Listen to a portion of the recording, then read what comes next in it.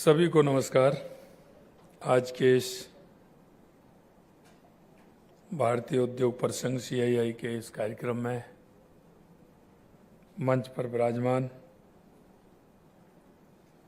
मुख्य सचिव राजस्थान सरकार श्री B श्रीनिवास जी, अध्यक्ष भारतीय उद्योग परिसंघ उत्तर क्षेत्र श्रीमती अंजलि सिंह जी, क्षेत्रीय निदेशक भारतीय उद्योग परिसंघ उत्तर क्षेत्र सुश्री रचना जिंदल जी, अध्यक्ष भारतीय उद्योग परिसंघ राजस्थान संजय अग्रवाल जी, उपाध्यक्ष भारतीय उद्योग परिसंघ राजस्थान रजनीश भंडारी जी, वरिष्ठ निदेशक एवं प्रमुख भारतीय उद्योग परिसंघ राजस्थान श्री नितिन गुप्ता जी, सभी इस कार्यक्रम में आए अतिथिगण, उद्यमीगण, सभी जनप्रतिनिधि, पत्रकार बंधुओं, उपस्थित सभी भाई और बहनों, सबसे पहले तो मैं आप सभी का हार्दिक स्वागत करता हूं, अभिनंदन करता हूं। दूसरा, मैं सबसे पहले CII राजस्थान को इस महत्वपूर्ण आयोजन के लिए बधाई भी देता हूं। साथियों, आपने देखा होगा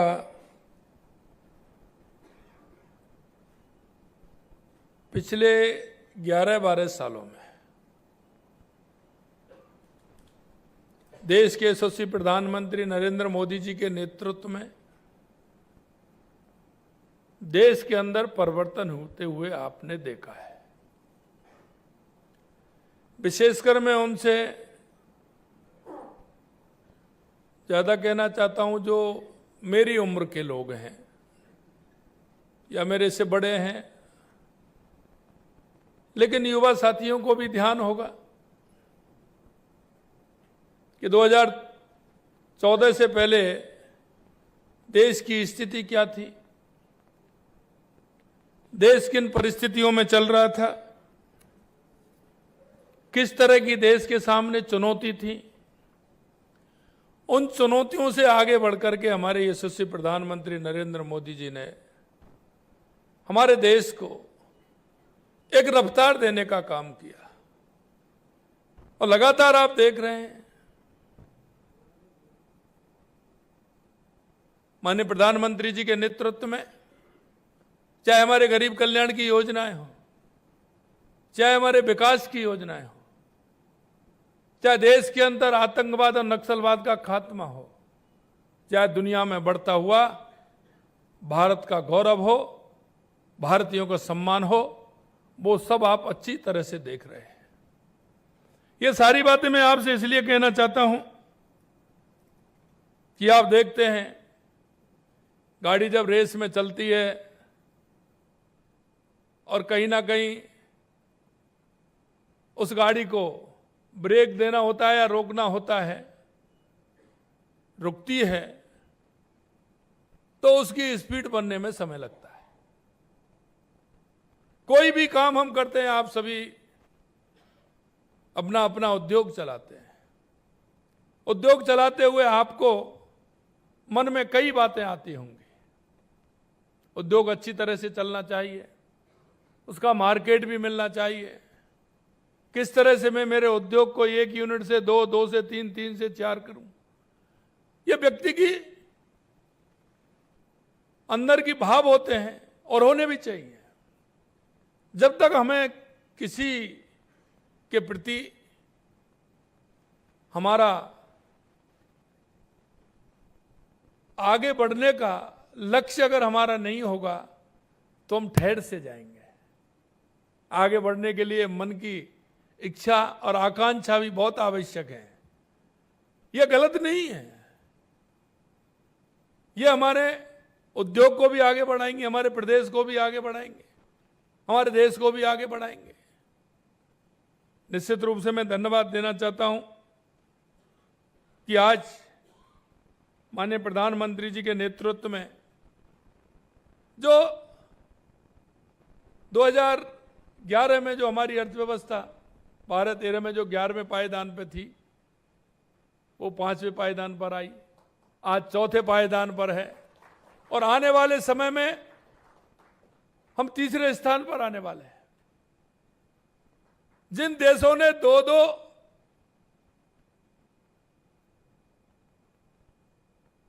शतक तक 200 वर्ष तक इस देश पर हुकूमत की हो, वो आज अर्थव्यवस्था में हमसे पीछे है। जो आज की दुनिया में जो अपने आप को तकनीकी का मास्टर मानता है, जापान, वो आज अर्थव्यवस्था में हमसे पीछे है।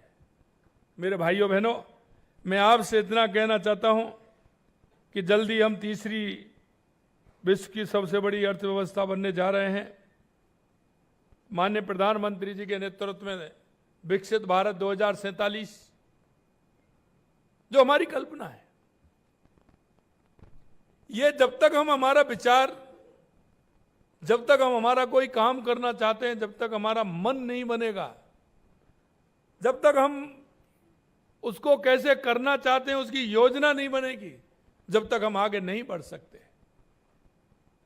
कभी कभी देखते हैं मेरे पास आते हैं, मैं उनसे कहता हूं भाई आप इतनी जमीन ले रहे हैं, आपका उद्योग के लिए तो इतना ही बहुत है, आप इतनी जमीन क्यों लेना चाहते हैं? वो ये कहना चाहते हैं, उनके मन में ये होता है कि साहब हम आगे हमारे एक्सटेंशन करने की इच्छा है, अगर हमारा ये ठीक प्रकार से हुआ तो हमें एक्सटेंशन करने के लिए हमको ठीक रहेगा, इसलिए हमें जगह चाहिए। ये सोचते हैं कि नहीं सोचते? सभी के मन में कल्पना होती है कि नहीं होती है? इसलिए मैं आपसे कहना चाहता हूं, माननीय देश के यशस्वी प्रधानमंत्री जी ने विकसित भारत 2047 की जो कल्पना की है और हमने जो विकसित राजस्थान 2047 की कल्पना की है, आपने देखा होगा पिछले बजट के लगातार हम लेकर के जिस तरह से चल रहे हैं, हमारी 2030 तक कैसे $350 बिलियन हमारी राजस्थानी इकोनॉमी हो। और यही नहीं, अभी आपने देखा होगा हमने राजस्थान के बजट में हमारे गांव का, हमारी ग्राम पंचायत और हमारी नगर निकाय और हमारे जिले का एक रोड मैप बने, उसका रोड मैप को लेकर के हम चलें। क्योंकि अब तक जो सरकारें थी वो सिर्फ पंचवर्षीय योजनाएं बनाती थी और उन पंचवर्षीय योजना का फायदा क्या होता था कि जब तक वो योजना पूरी होती थी उससे डबल की आवश्यकता हो जाती थी। हमने कहा है कि हमारे हर गांव की जनसंख्या कितनी है, उस जनसंख्या का ग्रोथ क्या है, निकाय का हमारा ग्रोथ क्या है, हमारे उस शहर का ग्रोथ क्या है, हम उसके आधार पर विकसित भारत 2047 का मॉडल बना करके उसको हम लागू करेंगे, जिससे कि जब भी आवश्यकता हो तो हम उस आवश्यकता के हिसाब से हमारे शहर में, हमारे गांव में, हमारे जिले में हम काम कर सकें। यह बहुत आवश्यक है। हमने कहा कि जब हम इसको लेकर के चलेंगे तो हमारे को आइडिया होगा कि आने वाले समय में हमने कितने पानी की आवश्यकता है, आने वाले समय में हमने कितने बिजली की आवश्यकता है, आने वाले समय में हमें कितनी गैस की आवश्यकता है, आने वाले समय में अगर वाहन बढ़ेंगे तो उसको हम कैसे करेंगे, इन वाहनों को हम कैसे ईवी पर लेकर के आए जिससे कि हमारा पर्यावरण ठीक प्रकार से रहे। हमारे राजस्थान की हम बात करें तो राजस्थान के परिप्रेक्ष्य में भी हम यही कहना चाहते हैं, राजस्थान का परिप्रेक्ष्य में कि हम किस तरह से हमारे राजस्थान को आगे बढ़ा सकते हैं। आज आप देख रहे हैं जिस तरह से काम होता है, किसी कॉलोनी उसमें एक छोटी पाइपलाइन डाल दी, छोटी सीवरेज लाइन डाल दी, उसकी आबादी बढ़ गई, कॉलोनी हमने बड़ी बना दी, लेकिन आवश्यकता हमें जितने कितने मकान थे उसकी ली। अरे भाई, जब हम बड़ा कॉलोनी बना रहे हैं, बड़ा एरिया बना रहे हैं, तो आवश्यकता तो हमारी एक ना एक दिन वो कॉलोनी बसेगी कि नहीं बसेगी, तो हमें उसके आधार पर हमारी योजना बनानी चाहिए। हमारा शहर किस तरह से बढ़ रहा है, उसकी पॉपुलेशन का ग्रोथ क्या है, हमें यह देखना चाहिए। हम उसके आधार पर काम करें। अगर उसके आधार पर काम करेंगे तो हम निश्चित रूप से जो जनता हमसे चाहती है उनके सपनों को हम पूरा कर पाएंगे। और नहीं तो उसी में लगे रहो, एक 5 इंच की पाइपलाइन डाल दी, उसके बाद 8 इंच की डाल दी, उसके बाद 10 इंच की डाल दी। अरे भाई, हमें हमारा पहले विजन बनाना होगा, हमें देखना होगा कि हमें आवश्यकता कितनी है। एक हमेशा मैं कहता हूं मेरे भाइयों बहनों, क्योंकि हमारा गांव का क्षेत्र पूरा देश हमारा, पहले तो कहते थे 80% 85% आबादी गांव में रहती है, लेकिन धीरे धीरे शहर की और गांव की आबादी में अंतर आ रहा है। शहर हमारे बढ़ते चले जा रहे हैं, गांव हमारे छोटे होते चले जा रहे हैं। क्या हमको उनके कारणों में नहीं पहुंचना चाहिए? हमें उनके कारणों में ही पहुंचना चाहिए।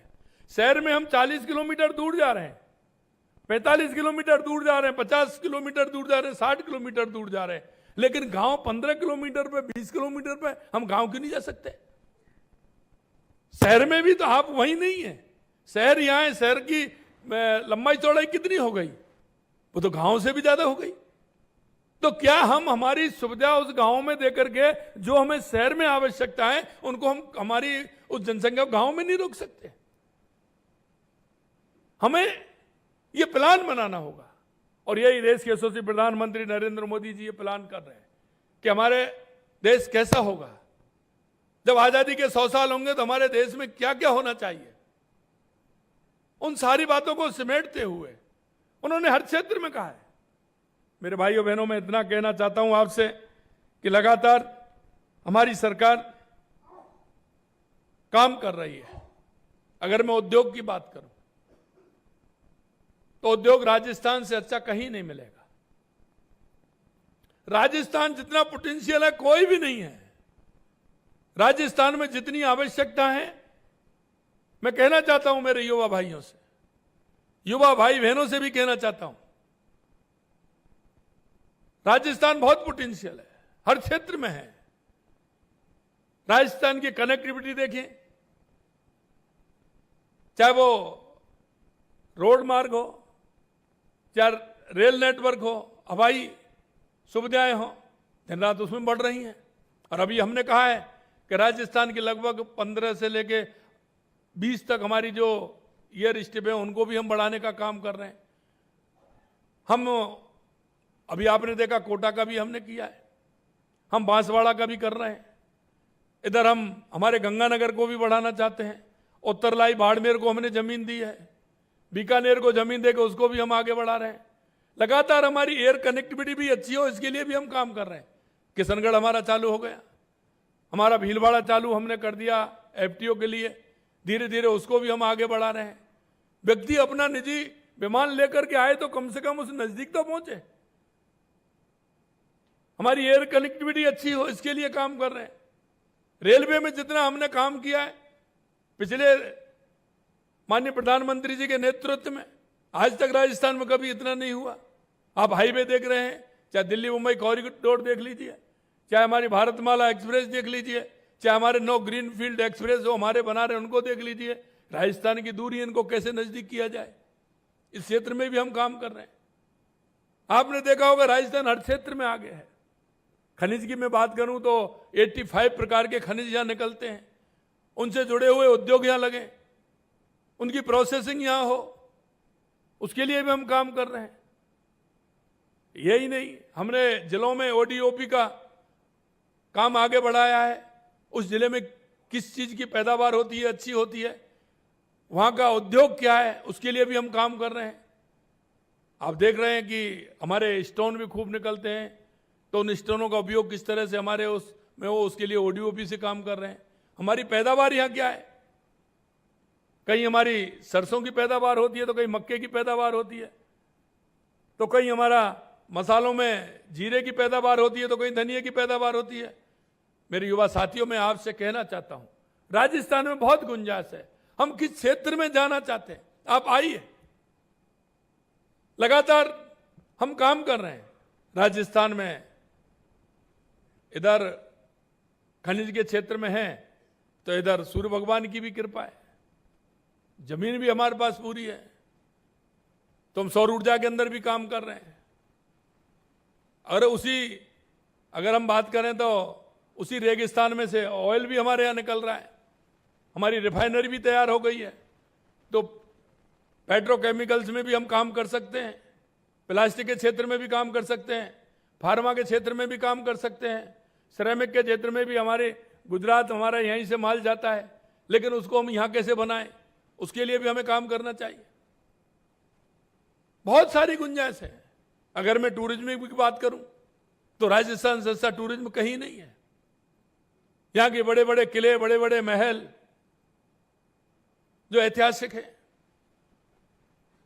हमारी यहाँ की हवेलियां, अभी हमने शेखावाटी में 662 हवेलियां को चिन्हित किया है, और मैं आपसे कहना चाहता हूं कि आइए, उसमें सरकार पूरी तरह से उनके लिए काम कर रही है, सहयोग भी दे रही है।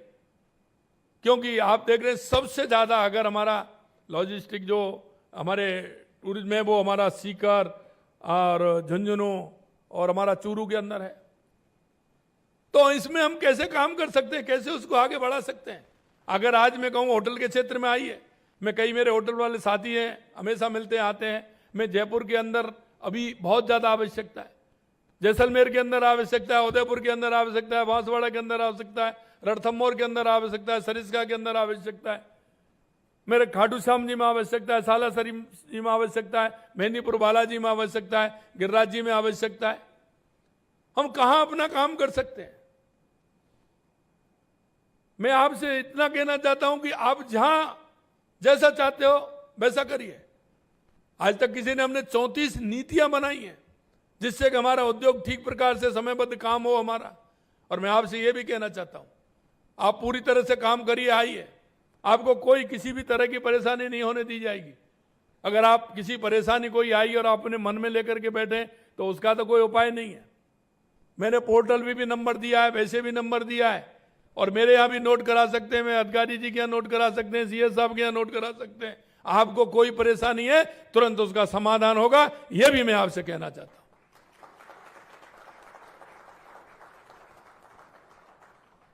अब आप बात करते हैं लॉ एंड ऑर्डर की, तो आप देख रहे हैं हम कितनी कमी लाए। महिला अत्याचार में ही हम 10% की कमी लाए, कई में तो 50% की कमी आई है, 50% की कमी। ऑल अगर हुआ है तो 20% की कमी राजस्थान के अंदर आई अपराधों में। पूरी तरह से हमारा लॉ एंड ऑर्डर के लिए हम काम कर रहे हैं। अभी भी और किया है हमने, 1,500 पुलिस को गाड़ी दी है, उसमें हमने उनको आदमी भी बढ़ाए हैं, उसमें उसके लिए भी हम काम कर रहे हैं। मैं आपसे इतना कहना चाहता हूं कि हमारी सरकार लगातार काम कर रही है। आप अगर आएंगे तो हॉस्पिटल की भी आवश्यकता है, मेडिकल कॉलेज खोलिए, हॉस्पिटल खोलिए, जहां आपको आवश्यकता है वहां खोलिए। हमसे क्या सुविधा चाहिए, जमीन चाहिए, क्या चाहिए, वो हम देने को तैयार हैं। सोलर में आप आइए, सोलर में काम करिए, सोलर के अंदर आइए। यहां राजस्थान के अंदर बहुत बड़ी गुंजाइश है। अगर हम बात करें उद्योग क्षेत्र की तो JPMI हमारा बहुत बड़ा इंडस्ट्री एरिया, उसमें आइए, खुसखेड़ा में आइए, भिवाड़ी में आइए, बांदीकुई हमारा दिल्ली मुंबई कॉरिडोर है, बांदीकुई दौसा, वहां आइए। आपको कौन से स्थान पर चाहिए, आपको पानी का क्षेत्र चाहिए तो पानी के क्षेत्र में हमारा इंडस्ट्री एरिया है। आप जहां चाहते हैं वहां हम पूरी तरह से तैयार हैं। मेरे भाइयों बहनों, मैं इतना ही कहना चाहता हूं, हमने अभी युवा नीति लेकर के आए। युवा नीति में हमने कहा है कि कोई भी युवा आएगा 50 लाख रुपए से लेकर 1 करोड़ रुपए तक हम उसको देने वाले हैं, ब्याज में भी उसको छूट दे रहे हैं। आप आइए, अपना प्रोजेक्ट बनाइए, हम पूरी तरह से तैयार हैं। और एक बात जरूर मैं आपसे कहना चाहता हूं, जो उद्योग वाले होते हैं उनकी एक सबसे बड़ी बात है, और मैं जब मेरे से मिलने आते हैं तो मैं, कई लोग हैं, मैं उनसे कहा भी है, मैं मिलने आता हूं तो मैं कहता हूं, वो क्या है कि उनका उद्योग चल रहा है, बढ़िया चल रहा है, लेकिन जब उनसे बात करेंगे आपका उद्योग कैसा चल रहा है, फिर वो क्या कहेंगे, दाल रोटी निकल रही है, टाइम पास हो रहा है। यही आती है ना। आपका 1 यूनिट से 2 यूनिट हो गई, 2 से 3 हो गई, लगातार बढ़ रहे, फिर भी दाल रोटी निकल रही है। अरे भाई ऐसा मत करिए। मैं इसलिए नहीं कह रहा हूं, मैं इसलिए कहना चाहता हूं कि आपके पास जो हमारी युवा पीढ़ी, हमारे भाई और बहन है, आप इनको प्रोत्साहित करिए, इनको कहिए कि नहीं आप उद्योग लगाइए। अरे मेरे भाइयों बहनों, मैं एक बात कहना चाहता हूं आपसे, आप अगर ये करोगे और बाई चांस उसने लगा लिया और उसमें बचा, तो वो हमेशा आपको बात रखेगा कि देखो मैंने इनसे पूछा था, इन्होंने कहा नहीं कोई मतलब नहीं है, हमारी दाल रोटी मुश्किल से निकल रही है, काहे के चक्कर में पड़ रहे हो तुम। अगर उसने लगा ली और उसको अच्छी पद्धति दिखेगा, इन्होंने कभी भी बात नहीं बताई। लेकिन मैं एक बात जरूर आपको कहना चाहता हूं, जो व्यक्ति जीवन भर याद रखता है, अगर आपने 3, 4, 5 लोगों को प्रोत्साहित करके उनकी यूनिट लगवा दी तो वो नहीं, उनकी 3-3, 4-4 पीढ़ी याद रखेंगी कि उनकी वजह से मेरी यूनिट ये लगी है। और मैं खुले मन से कहना चाहता हूं, आपको कोई परेशानी होगी उसकी जिम्मेदारी हमारी है। हर जिम्मेदारी, हर परेशानी में हम जिम्मेदार हैं। हमारे लायक कोई आप आइए, दिन रात कभी भी आइए, लेकिन मेरे मित्रों इस राजस्थान को आगे बढ़ाइए। मुझे को बड़ी खुशी होती है क्योंकि मेरे को देश के की प्रदेशों में जाने का अवसर भी मिलता है, कई देशों में जाने का अवसर भी मुझे मिला है। मेरे राजस्थानी प्रवासी भाइयों को जब मैं देखता हूं तो निश्चित रूप से मेरा मन बहुत प्रसन्न होता है और मेरे को इस बात के लिए स्वाभिमान भी होता है कि जो मेरे प्रवासी भाई हैं पूरे देश और दुनिया के अंदर, जिस तरह से उन्होंने राजस्थान की मिट्टी की खुशबू फैला रखी है, जिस तरह से जिस विजन के साथ उन्होंने काम किया है, वो जहां भी हैं पूरी तरह से निष्ठा के साथ काम कर रहे हैं। वहां उस सरकार कोई भी हो वहां काम कर रहे हैं, देश में उस दूसरे में काम कर रहे हैं, लेकिन अपनी मिट्टी से जुड़े हुए हैं, अपने संस्कारों से जुड़े हुए हैं। वो कोई ना कोई ऐसी संस्था से जुड़े हुए हैं जो वहां ऐसा काम करते हैं, चाहे वो गौशाला का काम हो, शिक्षा का काम हो, चिकित्सा का काम हो, कोई भी संस्था का काम हो, मंदिर देवालय जो भी होगा उसमें जुड़े हुए हैं और वो काम करते हैं और उन्होंने राजस्थान का नाम रोशन कर रखा है। इसलिए उनको भी मैं बहुत बहुत बधाई देना चाहता हूं। और आपने देखा है वो किन परिस्थितियों में गए होंगे, क्योंकि आप तो अपना शहर भी नहीं छोड़ते जब तक कोई परेशानी नहीं होती है। शहर नहीं छोड़ते ना, अगर कोई मकान बगल में बना हुआ है तो दूसरे मकान की आवश्यकता है तो पहले तो उसी कॉलोनी में देखेंगे, अरे यहीं ले लो, नजदीक में ठीक रहेगा, है कि नहीं है। अरे दूर भी जाएंगे थोड़ा सा तो अरे अब वो अच्छी है चलो उसमें ले लेते हैं। दूसरे शहर में जाएंगे तो परिस्थिति बस ही जाएंगे, नहीं जाएंगे। अब आप देखिए कि वो आप तो कॉलोनी से कॉलोनी नहीं जाना चाहते, गांव से गांव नहीं जाना चाहते। वो जो उस परिस्थिति में गए थे, कुछ तो उद्योग के लिए गए थे, लेकिन कुछ की परिस्थिति ऐसी थी जो उनको व्यापार के लिए जाना पड़ा। मेरे भाई और बहनों, मैं इसलिए कहना चाहता हूं उस समय की परिस्थिति आज की परिस्थिति में राजस्थान में बहुत बड़ा अंतर है। और मैंने उनसे भी आह्वान किया है कि आप आइए, आपने 2, 3, 4 यूनिट में डाल रखी वो डालिए, लेकिन राजस्थान में 1-2 यूनिट डालिए, कोई ऐसा डालिए, क्योंकि वो साल में 6 महीने में शादी होती है, बच्चे होते हैं, तो एक ना एक बार तो वो राजस्थान आते ही आते हैं। तो मैं ये कह रहा हूं उनसे कि आप एक बार नहीं, कम से कम राजस्थान 2-3 बार आइए, राजस्थान के उस भव्यता को देखिए।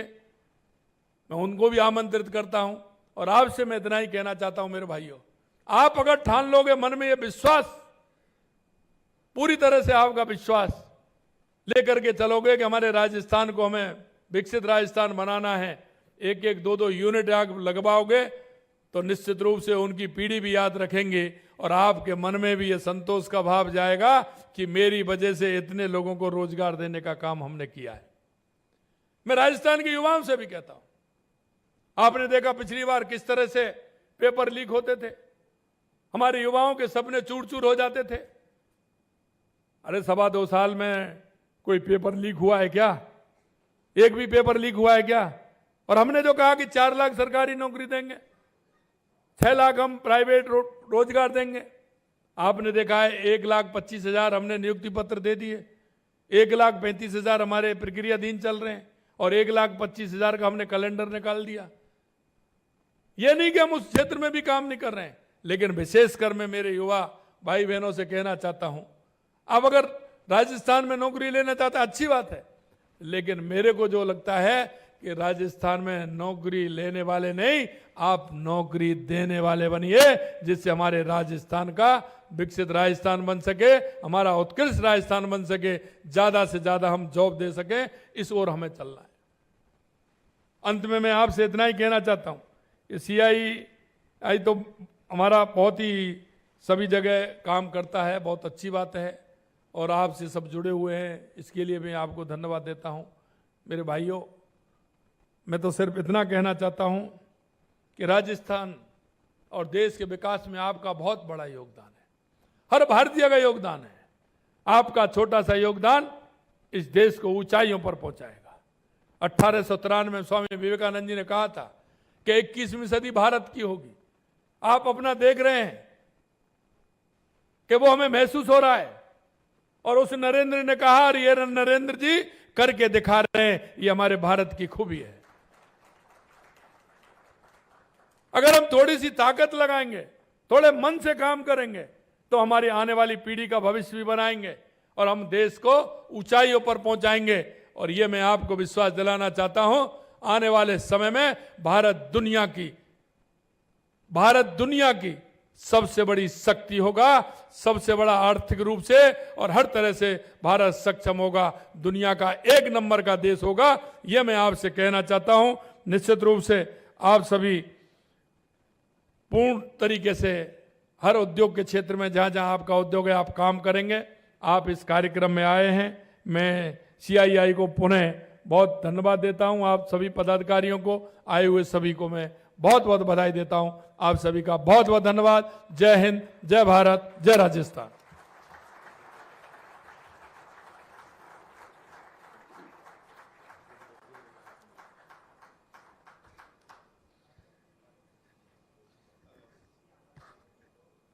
मुख्यमंत्री सर, आपके उद्बोधन के बाद तो मैं खुद ही इतना चार्ज हो गया हूँ, मुझे लग रहा है मैं सीधा ऑफिस ही जाऊँगा यहाँ से। लेकिन